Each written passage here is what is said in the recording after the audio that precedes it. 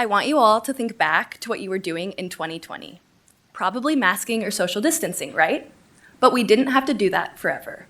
Thanks to researchers like the ones you've heard from today, work on understanding and inhibiting coronaviruses had begun long before the pandemic started, aiding in the speedy rollout of vaccines and small molecule treatments.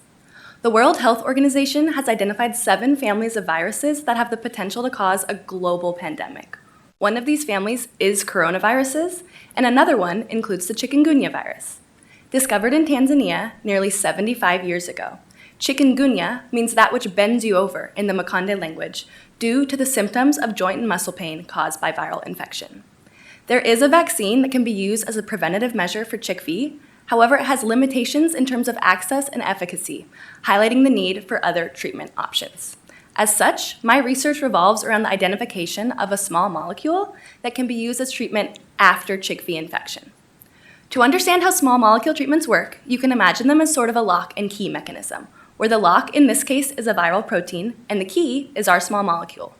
The goal is to find a small molecule that fits best into the pocket of the protein, essentially locking the virus off from infecting humans. To do this, our lab has built more than 150 small molecules and tested each one against CHIKV, like trying out keys on a giant key ring. Within a few rounds of development, we identified features of these keys that were important to inhibiting CHIKV, which was very promising. However, we ran into some issues when building our small molecules. Enantiomers are pairs of small molecules that are mirror images of each other. This means they're identical but can't be overlaid, like your 2 hands. Or, to stick with our earlier analogy, kind of like an upside-down key. We all know how frustrating it is when you're trying to unlock your door or your bike and you can't figure out which way the key goes in. A similar thing is happening with our small molecule keys.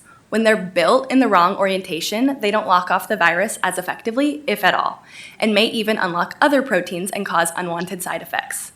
To prevent this, we normally build our small molecules to be all in one orientation.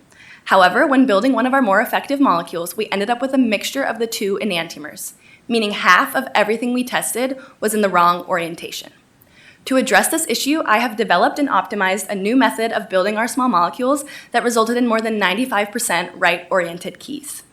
Combining this new building protocol with the features identified earlier, we found Badger 651 to be our best-fitting molecule to date. There's still more work to be done to identify a treatment for CHIKV, but I will keep bending over backwards to improve the fit of our keys so that those infected won't have to.